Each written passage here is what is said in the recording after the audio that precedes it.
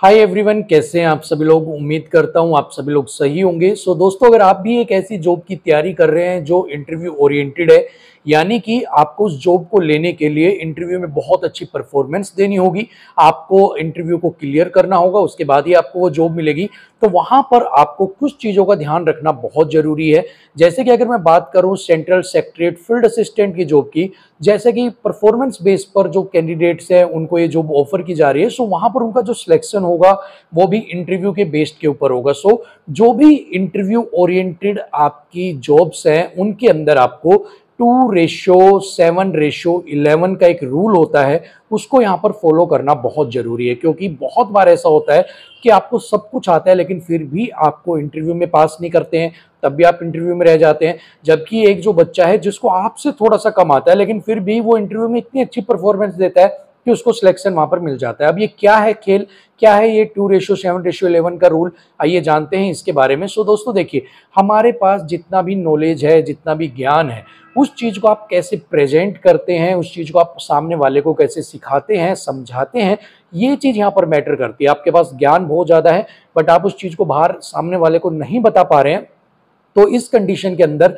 आपका वो ज्ञान यहाँ पर बेकार है। जबकि किसी कैंडिडेट के पास ज्ञान कम है लेकिन वो उस चीज को रखना जानता है, उस बात को आगे आगे वाले को समझाना जानता है, तो उसको वहां पर प्रायोरिटी ज्यादा दी जाएगी। सो जो ये रूल है जो मैंने आपको बताया 2:7:11 का रूल, ये क्या कहता है कि जब भी आप किसी इंटरव्यू को देने के लिए जाते हो तो आपका 10% आपका नॉलेज होता है, आपका 35% जो होता है वो होती है आपका वे ऑफ आपका वर्बल कम्युनिकेशन, और 55% आपका होता है आपकी बॉडी लैंग्वेज। यानी कि आपके पास जो भी ज्ञान है, जो भी आपके पास ज्ञान है वो कितना है, 10% आपका। यानी कि वो सिर्फ 10% ही रोल वहां पर प्ले कर रहा है। आपने चाहे किताबें पढ़ रखी हो, चाहे आपके साथ बहुत ज्यादा आपके पास ज्ञान हो, लेकिन वो 10% का ही हिस्सेदारी इंटरव्यू के अंदर निभाता है। तो उसके बाद आता है 35%। यानी कि 35% का मतलब ये है वर्बल, यानी कि आप उस चीज को बोलते कैसे हैं, कैसे प्रेजेंट करते हैं। यानी कि अगर आपसे कोई पूछता है किसी के बारे में भी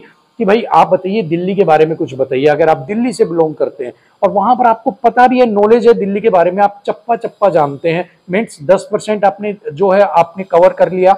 अब बात आती है 35% की, लेकिन आप वर्बल में बता ही नहीं पा रहे हैं उसको कि दिल्ली एक्चुअल में है क्या। आप उसको अच्छे से अपनी बात नहीं लिख पा रहे हैं कि Delhi is the capital of the India, वहां पर आपको बहुत सारी जो है मॉन्यूमेंट्स मिलेंगे, वहां पर बहुत सारे जो है एक हिस्टोरिकल जो है वो मॉन्यूमेंट्स आपको मिलेंगे। तो आपका वे कैसा है, आप उस चीज को कितना अच्छा वर्बल कम्युनिकेट करके उसको बता पा रहे हो, 35%। ठीक है, यानी कि इंटरव्यू के अंदर 10% पे वो आपकी नॉलेज जो है वो आपकी सेल्फ है, लेकिन इंटरव्यू जो ले रहा है आपका, ठीक है, वो आपके 35% से डिसाइड करेगा कि आपका जो वे ऑफ आप बोल रहे हो, कम्युनिकेशन का वे है, उसके बेस पर उसका माइंडसेट तैयार होगा कि आपको इस जॉब के लिए फिट फॉर है या नहीं है। अब इसके बाद बात करते हैं लास्ट 55% की, 55% की मोस्ट मोस्ट इंपॉर्टेंट है।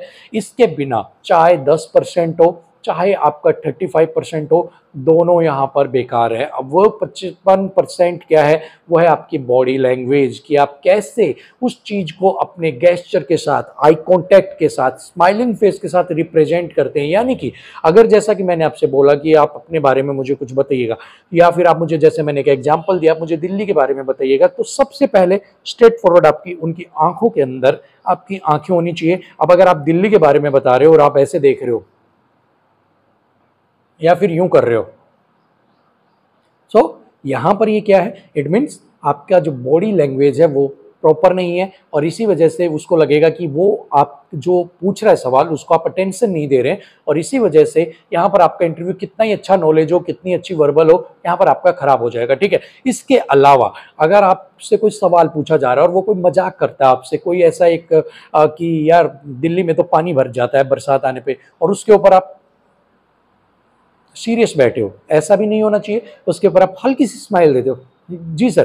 कई कई बार क्या होता है कि दिल्ली में ज़्यादा बारिश हो जाती है तो वाटर लॉगिंग की जो प्रॉब्लम है वो यहाँ पर हो जाती है। ठीक है, सो अगर मूड के अकॉर्डिंग आप स्विच करेंगे तो उसको भी लगेगा जो चीज़ वो आपके साथ कर रहा है आप उसके साथ एक साथ पैरेलल आप चल रहे हैं, जिससे कि आपको बेटर बेनिफिट उस चीज़ का वहाँ पर देखने को मिलेगा। इसके बाद अगर हम बात करते हैं साथ में गेस्चर्स का। जैसे कि मैं आपको ये वीडियोज़ में मैं जो चीज़ें बता रहा हूँ, जैसे कि आप कैसे क्या कर सकते हैं, आपको अपनी स्माइलिंग रखनी है। जैसे मैंने स्माइल का बात किया कि आपको स्माइल फेस रखना है, मैंने हाथ से भी गेस्चर किया कि आपको स्माइल रखनी है, आपको आई कॉन्टैक्ट रखना है। मैंने बोला कि आई कॉन्टैक्ट, तो मैंने हाथों से भी दिखाया।